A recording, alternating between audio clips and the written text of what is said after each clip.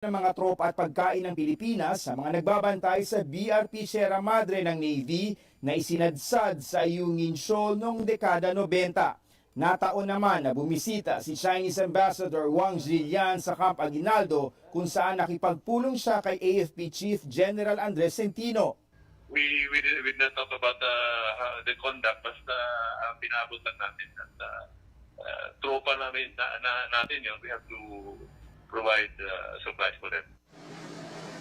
Sa may Ayungin Shoal din nangyari ang umano'y pagtutok ng military-grade laser ng China Coast Guard sa mga tripulante ng BRP Malapascua na umaalalay sa resupply mission. Sa programang Politics as Usual, sinabi ni retired Navy Rear Admiral Romel Ong, hindi dapat nagpapasindak ang Pilipinas. So ang logical response would be to either restore our sea control of the waters around the shoal or to contest yung sea control nila. And the only way you can contest that is to match yung presence nila with presence natin. Hindi pwede yung pasulput-sulput lang tayo yung tuwing resupply ka lang nandun, then alis ka na. Aminado naman ang PCG na gustuhin man itong tapatan ang puwersa ng China Coast Guard, limitado lang ang kanilang mga barko sa lawak ng karagatan na dapat nilang bantayan. We should not allow ourselves to be silent and just be reliant on diplomatic protests. We need to lead the narrative that the Chinese are doing this, and this is wrong. Ayon sa ilang eksperto, hindi rin makakatulong kung magiging padalos-dalos ang aksyon ng Pilipinas. Nobody wants war between China and the US or between China and the Philippines. I think that's clear. So, but however, we should, I think, take steps to prevent the same action being taken again by China. Ipinauubayan na raw ng PCG sa gobyerno ang susunod na hakbang ng Pilipinas laban sa China at kung paano mareresolba ang pinakahuling gusot nila ng China Coast Guard. David Santos, CNN Philippines. Sa gitna ng tensyon sa West Philippine Sea, naniniwala ang isang dating ambassador to the United States na napapanahon ang pinaigting na Enhanced Defense Cooperation Agreement. Sabi ni former Philippine Ambassador Jose Cuisia na pwedeng itigil ng EDCA ang pambubuli ng China. Sa ilalim kasi ng kasunduan, bukod sa 5 EDCA sites, magdadagdag pa ang Pilipinas at Estados Unidos ng 4. Sinabi ni Cuisia na dapat sumabak na rin sa joint patrols ng ating bansa kasama ang Amerika, Japan at Australia. Nagkasundo na ang Manila at Washington sa joint patrol sa West Philippine Sea nang bumisita si U.S. Defense Secretary Lloyd Austin sa bansa. Benefit the Philippines because one, they will contribute to the enhancement of the capability of our armed forces. The presence of the U.S. In the West Philippine Sea in the form of joint patrols will, of course, serve as a deterrence to the Chinese aggressors. And I think it will also bolster the morale of our armed forces. Sinabi ng Philippine Coast Guard na hindi lang isang beses silang tinutukan ng laser beam ng China. Ayon kay PCG Advisor of the Commandant for Maritime Security na si Commodore J. Tariela, ginamitan na rin sila ng blue laser beam ng Chinese troops noong June 2022. Na-expose daw ang mga sakay ng Pinoy patrol vessel at nakaranas ng pansamantalang pagkabulag at pangangati ng balat.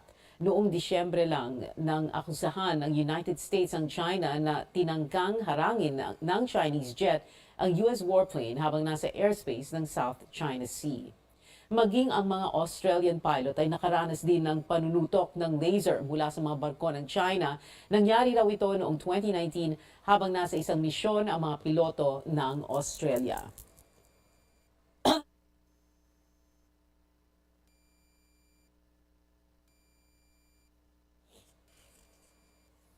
Kasama ang bansang Australia sa dumipensa sa Pilipinas sa bagong insidente ng pambabraso ng China sa West Philippine Sea, nanawagan si Australian Ambassador to the Philippines, He Kyong-yu, na irespeto ang international law na saklaw ng South China Sea. Australian Ambassador to the Philippines, He Kyong-yu, joining us live now. Welcome to CNN Philippines, Ambassador. Hello, Pia. Good to see you again. Thanks for having me on your program. Yes, good to see you again, ma'am. Well, let's begin with this. Beijing is now claiming that their Coast Guard did not point a laser beam at a Philippine Coast Guard vessel and that it was just handheld equipment, which they described as a speed detector and is not a weapon. This on the heels of Australia and the US and three other countries condemning this incident. What do you think of this explanation by Beijing? Look, Pia, I won't comment on China's explanation, and I'll leave that to my colleagues in DFA that I'm sure will be in discussion with China on this issue. But what I can say is that Australian government's position on the South China Sea, including the West Philippine Sea, has been consistent and clear for many years. And that is this. The South China Sea is a vital waterway for the whole international community. In fact, for Australia, 83% of our trade is done by sea, of which 58% of our sea exports are through the South China Sea, with 40% of our imports through the South China Sea. This is how important it is. This is why we want a South China Sea that is peaceful, that respects and adheres to the international law. And we all know that the United Nations Convention on Law of the Sea provides exactly that framework. And maritime claims should be in accordance with UNCLOS. And this is why Australia has always supported the Philippines with your 2016 arbitral award that was delivered. And we still believe that this is final and binding and all members should adhere to it. And all these provocative, unsafe behaviors should be stopped in order to ensure peaceful South China Sea. But, Madam Ambassador, China does not recognize that 2016 Hague ruling or UNCLOS. What are we to do about that, despite the fact that, like we said earlier, 5 countries have already condemned this latest incident? And on that, I think this is more important than ever, that the like-mindeds and those that actually adhere to the international law, that believe in it for the future of our prosperity and peace in our region, has to bind together and continue to call out behaviors when it's against the international law and against the international norms. Madam Ambassador, there are news reports about a similar incident, correct me if I'm wrong, Australian pilots reporting that Chinese Coast Guard vessels had pointed a laser beam at them. I want to know what Australia did about that and what happened. How did China explain its behavior? And what happened after that? Sure.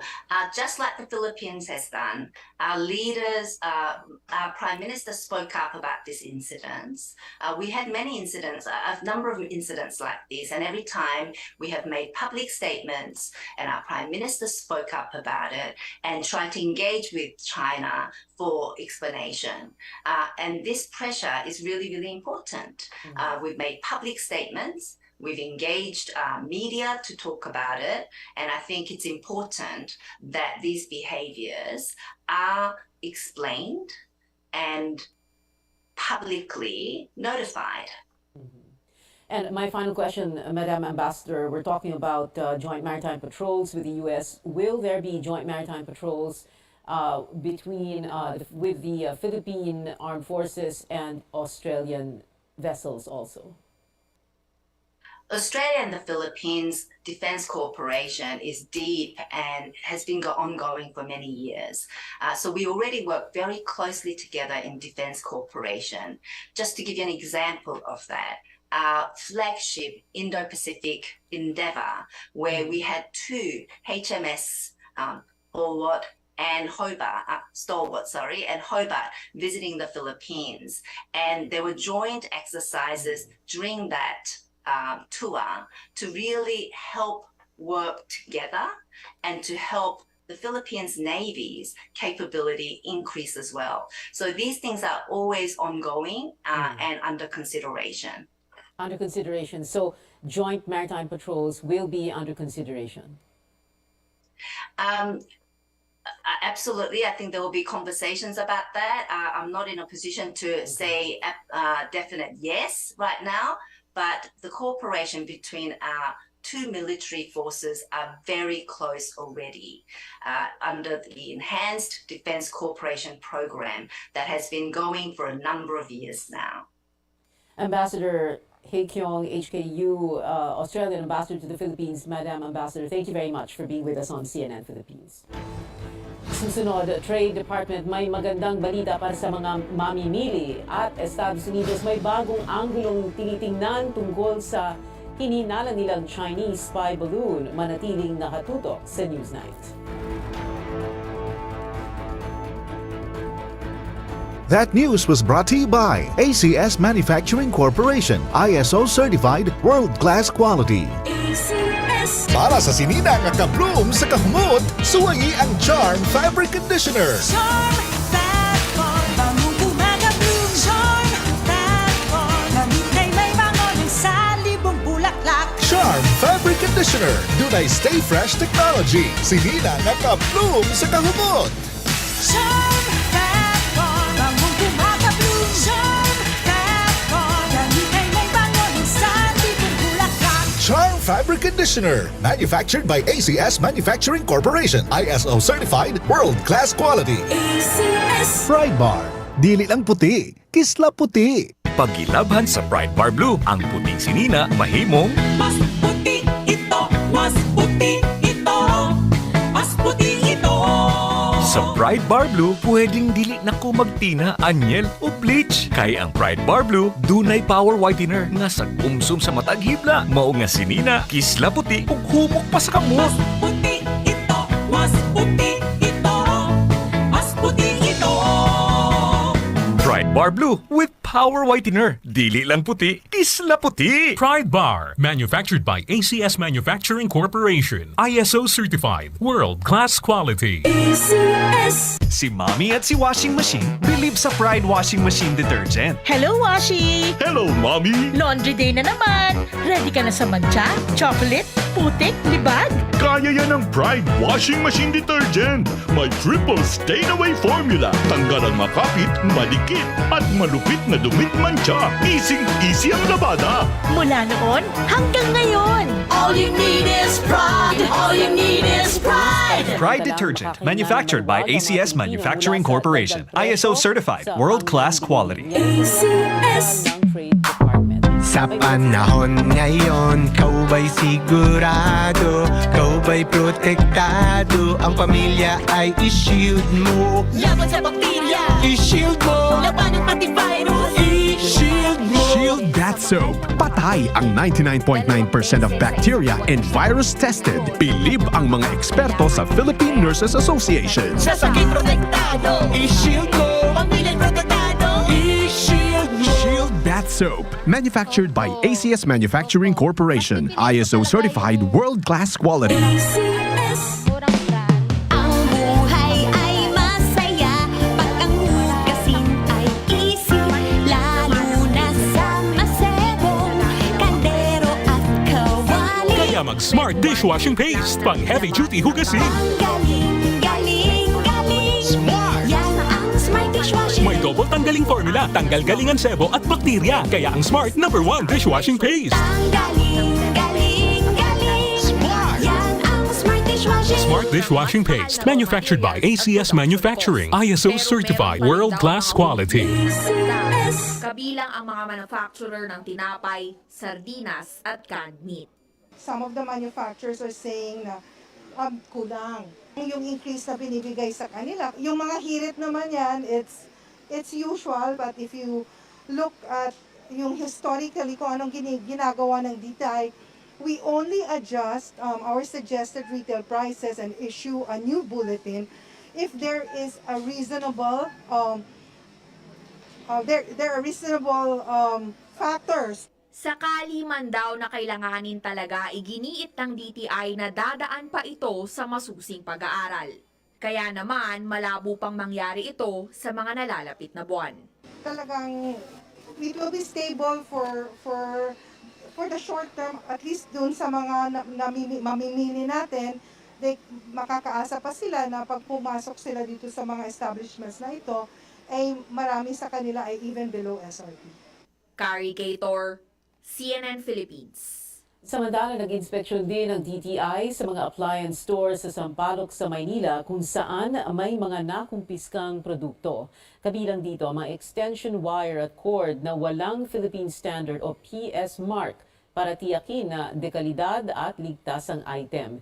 Binigyan ng notice of violation ng management ng tindahan at may hanggang 48 hours sila para magpaliwanag. Kinumpiska rin ang mga flavored vape sa isang vape shop dahil labag daw ito sa batas, lalo na yung mga may flavor at disenyo pa na nakakainganyo ng mga menor para bumili. May kalalagyan ang mapapatunayang nagsabuatan dahil sa mataas na presyo ng pangunahing bilihin. Sinabi ng Philippine Competition Commission na Nobyembre pa ito nag-imbestiga sa dahilan ng pagsipa ng presyo ng basic goods. Kasama sa inaalamang dahilan ng mahal na sibuyas na pumalo ng 600 pesos kada kilogram nitong Disyembre. Nakasaad sa batas na mga negosyanteng napatunayang nananamantala ay mamumulta ng 100 million pesos. Pwede pa itong matriple kung basic necessities ang kasama sa kartel. May pagkakakulong din itong 7 taon. Negosyo para sa mga magsasaka at mangingisda ang isinusulong ngayon sa Senado habang umarangkada rin ang planong pagratipika sa Regional Comprehensive Economic Partnership o RCEP. Mismong kapatid ng Pangulo nagbabala na papatayin ng free trade agreement na ito ang sektor ng agrikultura. Narito ang ulat ni Imor Santos. Para raw makaahon sa hirap ang mga magsasaka at mangingisda, tanong ni Senador Robin Padilla, bakit hindi sila magnegosyo? Hindi po ba sila pwedeng i-train na yung kanilang raw materials? Lagi na lang kasi yung raw, kukunin ng trader, may iwan yung magsasaka o mangingisda, ang kikita yung trader. Hindi po ba makagawa tayo ng paraan na katulad po sa ibang bansa, ang mga magsasaka nila at ang mga mangingisda nila ang merong matatawag na magandang buhay? Sagot ng Trade Department, marami ng ganitong success stories at dadami pa raw ito oras na maisabatas ang Poverty Reduction through Social Entrepreneurship o Present Bill. Maglalaan ito ng paunang 700 milyong piso na ipapautang sa maliliit na negosyo. Bukod sa technical at financial assistance, may mga insentibo rin mula sa gobyerno. So pasok sila dito sa present act. Pwede silang bigyan ng tulong. Pwede po talaga. Pwede po talaga. Siguro ang challenge dyan, Senator Robin, Your Honors, yung baka di nila alam na may programang gano'n. So kailangan na inform sila na in case mapasa ito, may ganong pondo na available para sa kanila. Habang tinatalakay ang mga panukalang batas na tutulong sa mga industriya, umaarangkada rin sa Senado ang isang free trade agreement na kinatatakutan ng ilang grupo, lalo na sa agrikultura.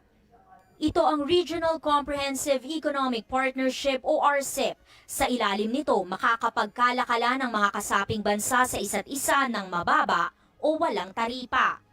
16 na senador na miyembro ng Committee on Foreign Affairs ang pumirma sa committee report para i-ratify at ipatupad ang RCEP sa Pilipinas. Si Senate President Mig Zubiri mismo ang umapela sa plenaryo na huwag hayaang mapag-iwanan ng Pilipinas habang nagbebenepisyo sa kasunduan ang mga kapitbahay na bansa.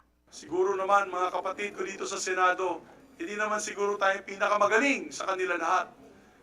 Ito po yung mga bansa na katulad ng ating mga kababayan sa region na ASEAN, plus Japan, South Korea, New Zealand, Australia, and China. Giit pa ni Zubiri, hindi dapat matakot ang mga magsasaka. Rice, swine meat, poultry meat, potatoes, onions, garlic, cabbage, sugar, carrots are exempted, excluded. Hindi po sila kasama dito. Itong mga produkto pinapakita ko sa inyo na araw-araw sinisigawan ng ating mga kritiko. Hindi po ito kasali sa RCEP. Present sa Senado ang ilang miyembro ng gabinete nitong Miyerkules para magpakita ng suporta sa RCEP. Pero mismong kapatid ng Pangulo na si Senador Amy Marcos, hindi kumbinsido. Aminado siyang malaki ang kikitain ng bansa kung sasali sa RCEP, pero papatayin naman daw nito ang kabuhayan ng mga magsasaka. Hindi rin pumirma sa RCEP report sina Senador Cheese Escudero, Bongo, Risa Hontiveros at Cynthia Villar. Inaasahang pagdedebatihan ito sa Senado sa susunod na linggo. 16 na boto ang kailangan para maratipikahan ang RCEP. Amor Santos, CNN Philippines. Magandang balita para sa mental health outpatients. Covered na po ng PhilHealth simula ngayong taon ang inyong pagpapagamot sa Tolosa, Leyte kung saan mataas ang kaso ng mental disorder.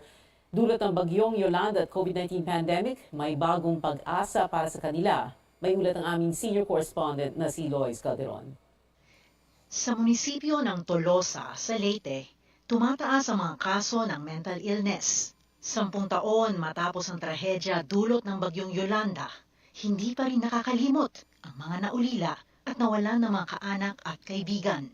Sinabayan pa ito ng COVID-19 pandemic noong 2020. From 9 mental health, naging 139 na kami ngayon. Ang Tolosa health worker na si Joanne Caceres, guardian din ng isang pasyenteng na-diagnose ng schizophrenia. Nakita niya yung best friend niya na namatay sa harapan niya. Ang diagnosis po ng psychiatrist is schizophrenia. Opo. Pero yung nanay niya po, mayroon ding sakit na ganun. 2 linggong confinement sa mental health facility ang may schizophrenia. Sagot ng PhilHealth ang gastos, lalo pat ang mga may sakit sa Tolosa, kadalasan ay nagpapagamot sa pampublikong ospital doon. At ang gamot, ginawa ng paraan ng lokal na pamahalaan sa tulong na rin ng foreign donors. Kaya ang healthcare, mula diagnosis at gamutan ng pasyente sa pagbabalik bilang produktibong miyembro ng lipunan. With WHO, tumagdag ngayon is pilot tayo sa Philippines. We're working with PhilHealth to come up with this mental health benefit package na at the primary level pa rin. Sa datos ng PhilHealth, 6 na milyong Pilipino ang may mental disorder. Ngayong taon, isasama na ng state health insurer ang outpatient mental health cases sa mga benepisyong makukuha ng mga miyembro. Dati kasi, inpatient o yung nakakonfine lang ang coverage nito. 3 bilyong piso ang inilaan ng PhilHealth para sa outpatient mental health benefit package. Dagdag benepisyo raw yan sa kabila ng suspensyon sa dagdag singil sa kontribusyon ng mga miyembro. We're giving up roughly 17 billion pesos po. Ma-absorb naman yan po kasi close to 400 billion naman yung cash position, diba? And then of course we have the monthly contributions coming in and then very strong net income. So very healthy and robust ang cash flow ng PhilHealth, no? So huwag po kayo mag-alala. Ayon kay PhilHealth President Dr. Emmanuel Ledesma, nakatakdang kumita ang ahensya ng 50 billion pesos noong 2022. Sa katapusan ng September 2022, 46 billion pesos na ang net income.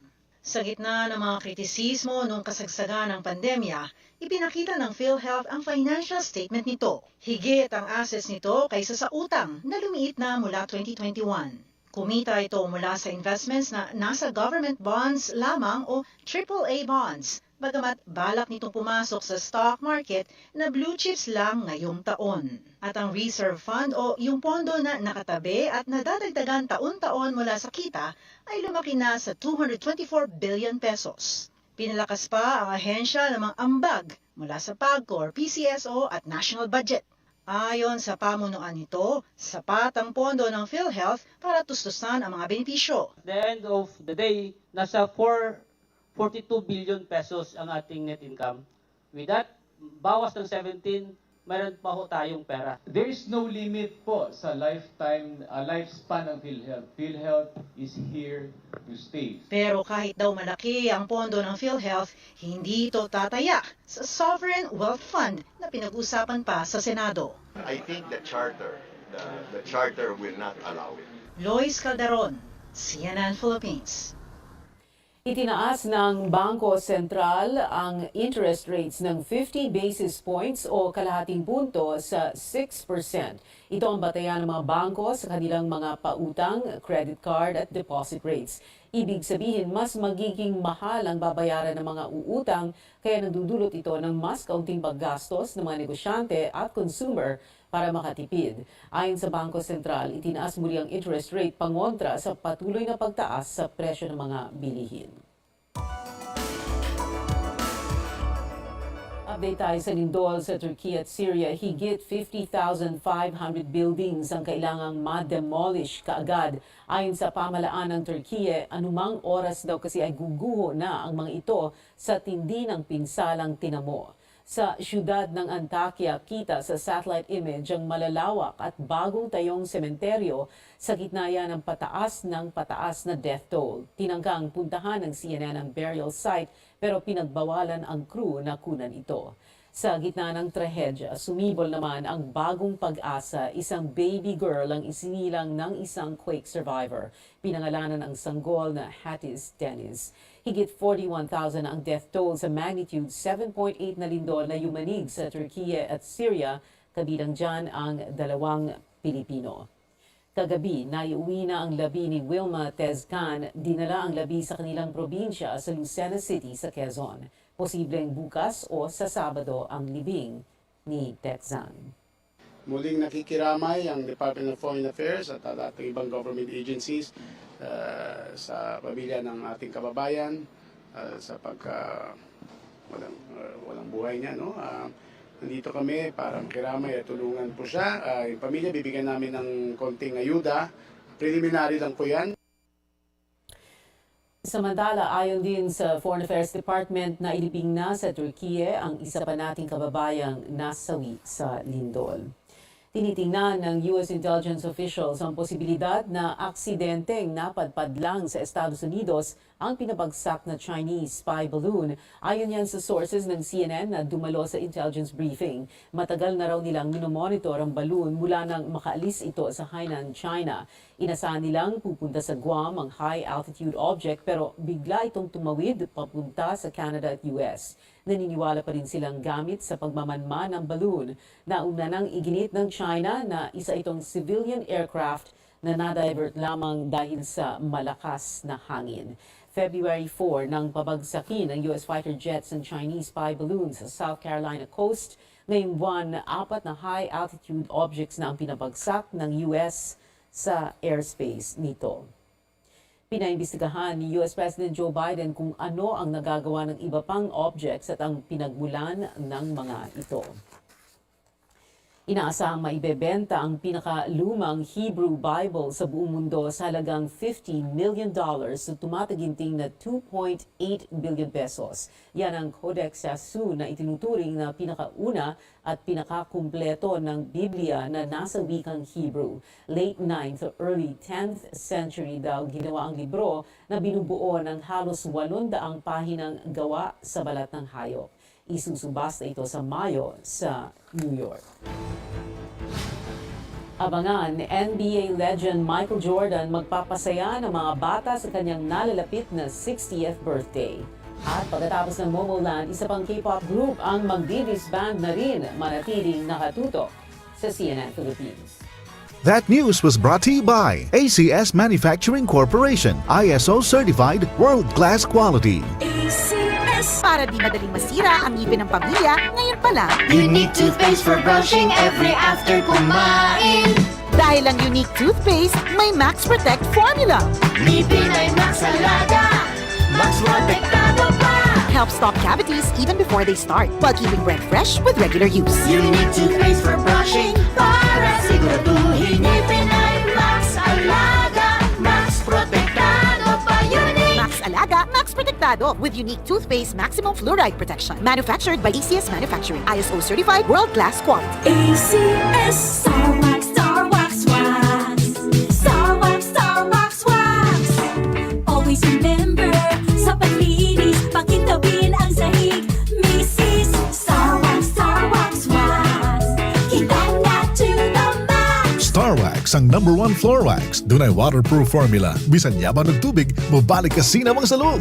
Star Wax, kintab na to the max, max. Star Wax Floor Wax. Manufactured by ACS Manufacturing Corporation. ISO certified world-class quality. ACS. Pride Bar. Dili lang puti. Kisla puti. Pagilabhan sa Pride Bar Blue, ang puting sinina mahimong Mas puti ito, mas puti ito, mas puti ito.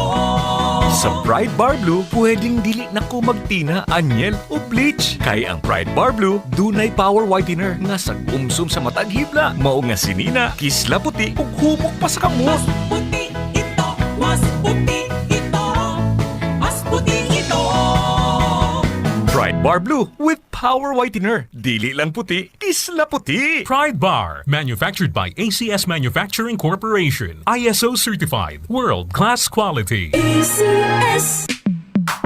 Sa panahon ngayon, kau ba'y sigurado? Kau ba'y protektado? Ang pamilya ay i-shield mo. Laban sa bakterya, I-shield mo. laban ng pati virus. I-shield mo. Shield That Soap. Patay ang 99.9% of bacteria and virus tested. Believe ang mga eksperto sa Philippine Nurses Association. Sa sakit protektado, I-shield mo. pamilyang protektado. I-shield mo. Shield That Soap. Manufactured by ACS Manufacturing Corporation. ISO certified world-class quality. Para di madaling masira ang ngipin ng pamilya, ngayon pa lang. Unique toothpaste for brushing every after kumain. Dahil ang unique toothpaste, may Max Protect formula. Ngipin ay Max Alaga, Max Protektado pa.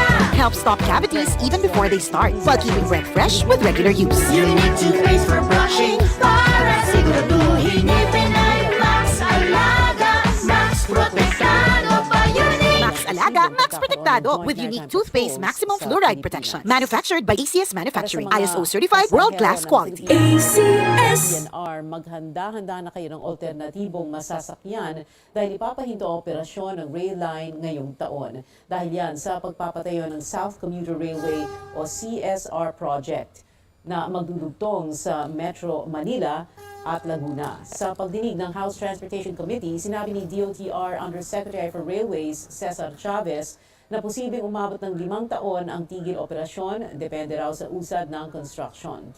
Dinahilan din ni Chavez ang safety concerns at efficiency sa suspensyon ng operasyon. We need to stop the operation of PNR because our objective is to construct the South Commuter Railway project in sustainable focus and speed, based on the timeline and at a minimal cost. Yes, ihihinto po ang operasyon ng PNR in due time at we will inform the public in due time sa operasyon ito sa loob ng taong ito at baka ho ngayong summer po. So ang tingin ko po mga 5 taon. Pero pagkatapos ng 5 taon, 5 taon, mula ngayon, ang tingin ho natin, 5 taon, may substantial completion na tayo, mas maayos naman at maginhawa ang sasakyan nila. Dagdag pa ni Chavez, makakatipid ng 15 billion pesos ang gobyerno sa tigil operasyon ng PNR. May 2 buwan ang ahensya bago ihinto ang operasyon. Nakipag-ugnay na rin ng DOTR sa transport regulators para magdagdag ng masasakyan ang mga commuter. Nasa 20,000 passengers ang sinisirbisyohan ng PNR kada araw. Sinuspinde ng Transportation Department ang pagbabayad sa contractor ng mga bagong bagon para sa LRT Line 1. Ito ay matapos madiskubre ng ahensya na may water leak o tulo pala ang karamihan sa 80 bagon na i-deliver ng Mitsubishi Corporation. Ayon sa ahensya, hindi na inspeksyon ang mga bagon noong 2021 dahil sa pandemya. Nasa 6 na bilyong piso na ibayad ng gobyerno sa Mitsubishi. May balanse pang 6 na bilyong piso para sa proyekto. Sa ngayon, inutusan na raw ng DOTR ang contractor na kumpunuhin ang mga palpak na bagon. There is something wrong. There was something wrong in the procurement part. Before even allowing them to deliver, if they cannot at that time decide whether the 80 trains, LRVs, light rail vehicles, was compliant, they should have at least suspended the delivery ang tingin ko dapat sinospend muna kung hindi naman mai-inspect. The logical solution here is to require, as we are requiring the contractor to do rectification. Hindi raw babayaran ng ahensya ang contractor hanggat hindi naayos ang sira ng mga ito. Nasa 600 kilograms ng chorizo na nagkakalaga ng 100,000 pesos ang nasamsam ng mga otoridad sa Port of Surigao. Ayon sa Port Management Office doon, peke ang mga dokumento ng nasabing produkto. Ibinalik ang mga nasabat na chorizo sa Cebu City upang maiwasan ang pagkalat ng sakit sa mga hayop. Isang oil tanker naman ang hinarang ng Philippine Navy malapit sa Mindoro. Dala nito ang 847,000 liters ng undocumented diesel na nagkakalaga ng 50.8 million pesos. Papunta sa Maynila ang MT Brailman 1 nang ma-intercept ito ng BRP Lolinato toong malapit sa Cabra Island. Walang napakitang anumang dokumento ang crew ng barko. Niyanig ng magnitude 6 na lindol ang lalawigan ng Masbate pasado alas 2 kaninang madaling araw. Nasira ang ilang bahagi ng Magallanes Coliseum sa Masbate City. Nagmamonitor pa rin ang Civil Defense Office at PHIVOLCS ukol sa mga pinsala. Walang naitalang nasaktan sa insidente. Ngunit sa lakas ng pagyanig, kinailangang ilika sa mga pasyente sa Masbate Provincial Hospital. Nag-set up ng mga tent para sa kanila. Samantala, nagkaroon din ng power interruption sa buong probinsya. Naitalang epicenter ng lindol sa Batuan, Masbate. Naramdaman ang pinakamataas na intensity sa Masbate City na nasa intensity 7. Lagpas 100 na ang naitalang aftershocks. Balik po tayo dito sa Metro Manila. Magtatayo ang MMDA ng Disaster Preparedness Training Center. Layunin nitong magbigay ng sapat na training sa mga rumiresponde sa kalamidad. Nakita raw ng ahensya ang kakulangan sa pagsasanay ng rescuers matapos naman ang lindol ang Abra, Oktubre noong isang taon. Paghanda rin daw ito sa sinasabing The Big One o magnitude 7.8 na lindol na maaaring tumama sa Metro Manila. Itatayo sa Cavite City ang training center kung saan magsasanay ang mga responder gamit ang modern rescue equipment. Inaasang magbubukas ito bago matapos ang taon. Hinikayat ng World Bank ang Pilipinas na pagtuunan ng pansin ang climate change dahil sa banta nito sa ekonomiya sa mga darating na taon. Narito ang ulat ni Catherine Cruz. Nagbabala ang World Bank na malaki ang epekto sa ekonomiya ng bansa kung hindi bibigyang pansin ang mga peligrong dulot ng climate change. Ayon sa Philippine Country Climate and Development Report, maaaring umabot daw sa 7.6% ang epekto sa ekonomiya sa 2030 kung walang aksyon patungkol sa climate change na pwedeng dumoble sa susunod na 10 taon. Everybody will be affected definitely by climate change. The poorest household will see their consumption fall by about 9%. If no measure are taken to address climate changes by 2040, poverty rate will also increase by nearly 1 percentage point. Kaya suwestyon ng World Bank na magkaroon ng mas maayos na sistema patungkol sa pagbabaha at iwasan ang pagtatayo ng infrastruktura sa mga lugar na madalas magbaha o malapit sa baybayin. Dapat din daw siguruhin na ang mga bagong infrastruktura ay energy efficient at isulong ang pampublikong transportasyon pati na pagbibisikleta. Kailangan din daw ayusin ang mga pinag-iimbakan ng tubig at pagtibayin at protektahan ang mga istruktura at kagamitan laban sa mga sakuna. This means that adaptation is a priority for the Philippines. Adaptation means reducing the risk and damage from extreme events, but it also means addressing slow onset events like higher temperatures and sea level rise. Para naman sa mga eksperto, ang mga komunidad at lokal na pamahalaan ang may kakayahan na hanapan ng solusyon ang mga peligro na dulot ng climate change. If we want to capture and encourage local communities to engage, in climate change adaptation and even in climate change mitigation, this has to be taken into focus. But I think they need some assistance in developing new skills, new competencies, new way of doing things, in relation to climate change. Each and every locality, so the local government units actually have their own priorities, and they need to be involved if they're going to be crafting the local ordinances that would implement these actions. Dagdag pa nila, dapat din daw na may mga hakbang para masiguro ang pananagutan ng gobyerno at mga nag-iimplementa ng mga programa para hindi natetenga kapag nagpalit ng administrasyon at hindi masayang ang pondong inilalaan para sa mga ito. Catherine Cruz, CNN Philippines.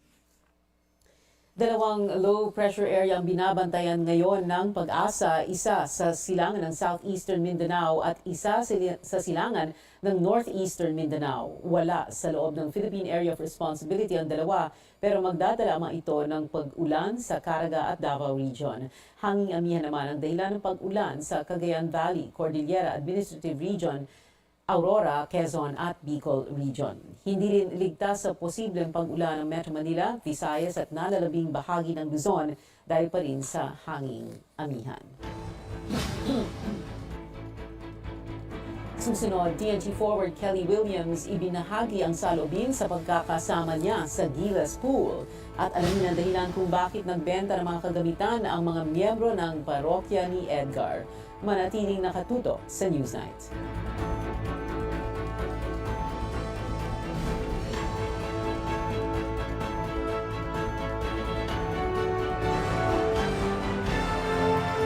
That news was brought to you by ACS Manufacturing Corporation, ISO certified world-class quality. ACS. Para sa sinina nga ka-bloom sa kahumot, suwayi ang Charm Fabric Conditioner. Charm Fat-Con, bangong gumagabloom. Charm Fat-Con, damit ay may bangon sa libong bulaklak. Charm Fabric Conditioner, dunay stay fresh technology. Sinina nga ka-bloom sa kahumot.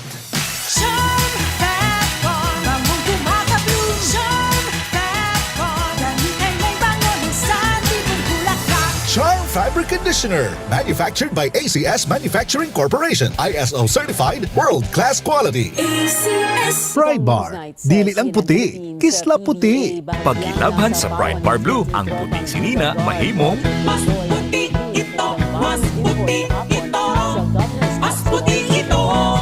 sa Pride Bar Blue, pwedeng dili na ko magtina, anyel o bleach. Kay ang Pride Bar Blue, dunay power whitener nga sagumsum sa matag hibla. Mao nga sinina, kisla puti ug humok pa sa kamot. Puti ito, mas puti ito, mas puti ito.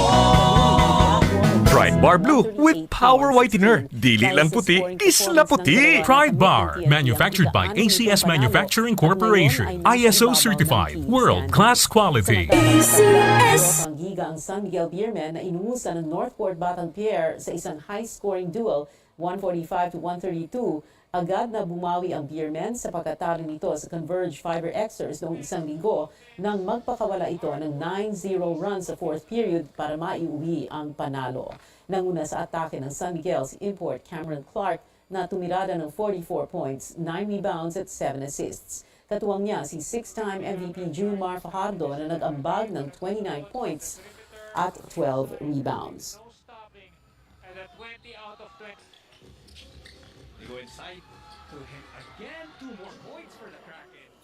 Hindi inaasahan ni TNT Tropang Giga forward Kelly Williams na muli siyang mapapasama sa training pool ng Gilas Pilipinas. Ani Williams, nilapitan siya ni Gilas head coach Shot Reyes sa isang ensayo at sinabihang maghanda dahil sa pagnipis ng big man rotation ng koponan para sa 6th window ng FIBA World Cup Asian Qualifiers ngayong Pebrero. Agad niya itong tinanggap pero sa edad na 41, nais lamang ng 2008 PBA MVP na makatulong sa anumang paraan na makakaya niya. I went through the health issue back in 2009, which I felt like started the ripple effect of a lot of my career being taken from me and opportunities being taken from me. So every time I think about the national team or having an opportunity like this, there's always that fire. There's always that wanting to get back what I felt was taken from me. I think my versatility would be would help. But again, I think it's more of a heavy part of it is also just my time around the game and my experience. Sasalang si Williams sa ensayo ng national squad sa Lunes. Update naman sa football, bigo ang Philippine Women's National Football Team sa unang laban nito sa Pinatar Cup kanina madaling araw sa Murcia, Spain. Nagtamo ang Pilipinas ng 1-0 loss laban sa world number 32 na Wales. Nagpakita ng matinding depensa ang Philippine Booters sa kabuuan ng laro. Pero naging turning point ang penalty na ipinataw kay Filipinas defender Dom Randall. Nagresulta ito sa penalty kick na nai-convert naman ni Kayleigh Green ng Wales bago matapos ang first half. Susunod na makakalaban ang national squad sa Sabado ang Scotland na number 25 sa world rankings. Naputol na ang magkakasunod na podium finishes ni Filipino pole vaulter E.J. Obiena sa 2023 indoor athletics season. 10th place lamang ang naabot ng 27-year-old athlete sa ikapito niyang tournament, ang Meeting International de Livan sa France. 5.64 meters lamang ang na-clear ni Obiena matapos mabigo sa 5.82 meter mark. Kampiyon sa palaro si Armand Duplantis ng Sweden na may 6.01 meters. Pinatunayan ni NBA legend Michael Jordan na hindi lang siya MVP sa loob ng basketball court, magsi 6 years old na ang 5-time NBA MVP at Charlotte Hornets owner sa Sabado at ang naisip niyang paraan para i-celebrate ito ay ang pag-donate ng $10 million o 552 million pesos sa isang non-profit organization na tumutupad sa kahilingan ng mga batang may malubhang karamdaman. Ito na ang pinakamalaking individual donation na natanggap ng Make-A-Wish Foundation sa loob ng 43 taon. Mahigit 3 dekada nang tinutulungan ni Jordan ang naturang foundation, kaya naman idineklara siyang Chief Wish Ambassador noong 2008. Award-winning na aktres na si Nadine Lustre nagpamalas ng kanyang potensyal bilang isang vlogger. Ang detalye niyan at iba pang showbiz updates hatid sa atin ni Sam Sanwani. Sam. Pia, pinatunayan ni Nadine na talagang multimedia princess nga siya dahil agaw atensyon ang kanyang unang video sa sarili niyang YouTube channel. Kagabi niya inilabas ang video na intro at kahit 32 segundo lang, lampas 37,000 na ang views nito at higit 24,000 na ang subscribers niya.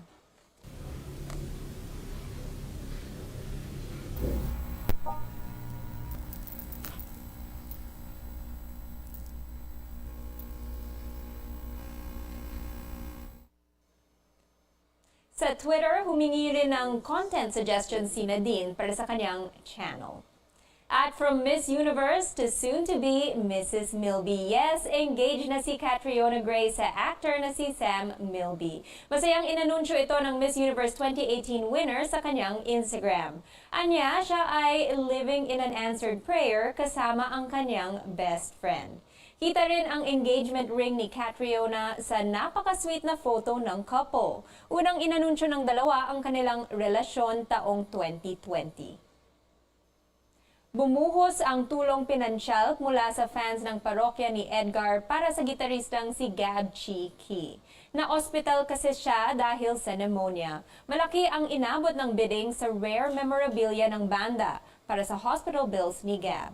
Kasama sa sale ang Halina puppets na ginamit sa cover ng album nila.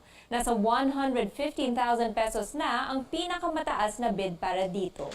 Pero wala yan sa panalong bid para sa signed guitar na si Gab mismo ang nagdisenyo. Nabenta ito ng 1,300,000 pesos. Isa pang K-pop girl group ang magpapaalam matapos ang opisyal na disbandment ng Momoland kahapon. Inanunsyo ng agency ng Brave Girls na mabubuwag na ang grupo bukas matapos ang 7 taon. Ngunit may huling sorpresa ang singers ng hit song na Rollin' dahil ngayong araw inilabas ang digital single nilang Goodbye.